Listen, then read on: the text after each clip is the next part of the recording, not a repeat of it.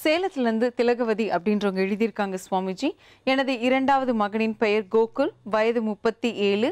அவனுடைய பிறந்த தேதி 23/12/1980. இவனுக்கு திருமணம் முடிந்துவிட்டது. 3 வயதில் இவனுக்கு ஒரு ஆண் குழந்தையும் உள்ளது. இவன் வேலை எதுவும் செய்யாமல் தாய் தந்தையர்களின் உதவியிலேயே குடும்பத்தை நடத்தி வருகின்றான். இது எங்களுக்கு மிகவும் சிரமமாக உள்ளது.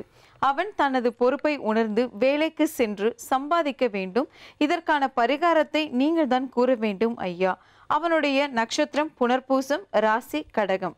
சப்தரிஷி வாக்கியப்படி என்ன பரிகாரம், என்ன பலன் வருது அப்படின்றத நம்ம பார்க்கலாம்.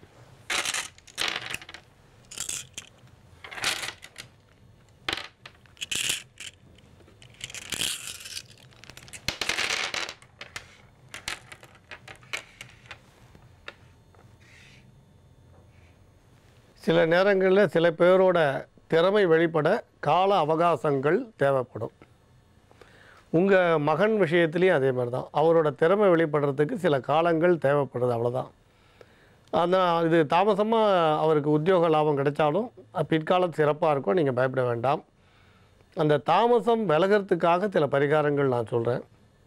நீங்கள் அதை செய்துட்டு வாங்க. கட்டாயம் நீங்கள் எதிர்பார்த்த பலன் நிச்சயம் கிடைக்கும்னு சொல்லலாம்.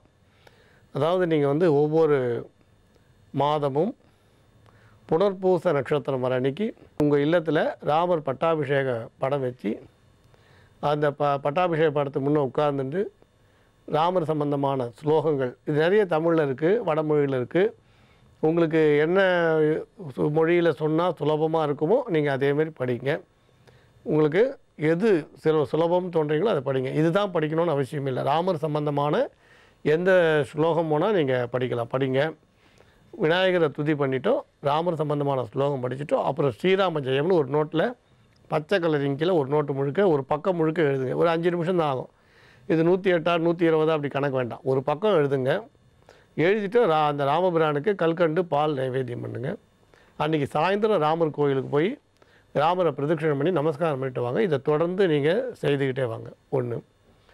அதுக்கப்புறம் உங்கள் மகனோட கல்யாணமான அதே நாள், அதே நட்சத்திரம் வர அன்றைக்கி இலந்த மரம் வாங்கி, இலந்த மரம் செடி இருக்கு இல்லையா, மரக்கன்று, அந்த இலந்த மரக்கன்று வாங்கி நீங்கள் பெருமாள் கோயில் அல்லது ஆஞ்சநேயர் கோயிலில் நடுங்க. இது வருஷம் பண்ணிவிடுவாங்க. கட்டாயம் அவரோட உத்தியோகத்தோட சிறப்பு நன்னா இருக்கும். அவர் உத்தியோகத்துக்கு போவார். அவர் எதிர்பார்க்குற நன்மைகள் கிடைக்கும். நீங்கள் அதிகமாக இதை பற்றி வருத்தப்பட வேண்டாம். ராமன் அருள் உங்களுக்கு கட்டாயம் துணை நிற்கும்.